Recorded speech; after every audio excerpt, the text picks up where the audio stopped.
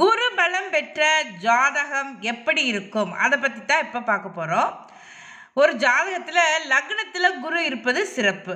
லக்னத்தை குரு பார்வையிடுவது மிக சிறப்பு. சந்திரனுக்கு கேந்திரத்தில் குரு இருக்கணும். சந்திரனுக்கு 4, 7, 10 குரு இருந்துட்டாரு அப்படின்னா மிக சிறப்பு.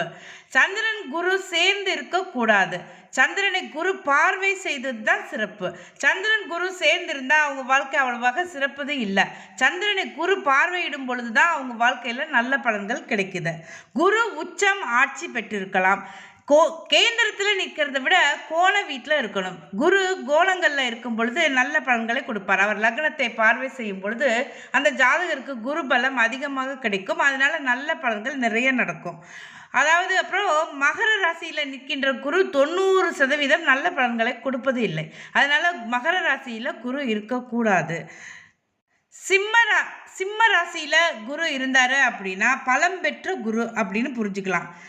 அந்த ஜாதகர்கள் விரோதியற்றவர்கள், படிப்பாளிகள், செல்வம், செல்வாக்கு, புகழ் பெற்றவர்கள், உயர்ந்த பண்பு அந்த ஜாதகருக்கு இருக்கும் அப்படின்னு புரிஞ்சுக்கலாம். அதாவது ஒரு ஜாதகத்தில் சிம்மத்தில் குரு இருப்பது சிறப்பு.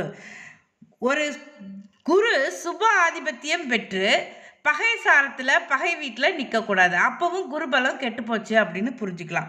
குருவுக்கு சுப ஆதிபத்தியம் இருக்கும் பொழுது அது பகை வீட்டில் இருப்பது சிறப்பு இல்லை அப்படின்னு புரிஞ்சுக்கலாம்.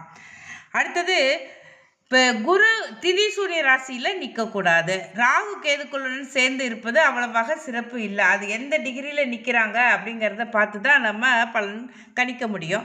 அதே மாதிரி சனியுடன் சேர்ந்திருப்பது, சனி பார்வை பெறுவது குருவுக்கு சிறப்பு இல்லை, நல்ல பலன்களை தராது. அதனால் லக்னாதிபதிக்கு குரு தொடர்பு இருக்கணும். சந்திரனுக்கு குரு தொடர்பு இருக்கணும்.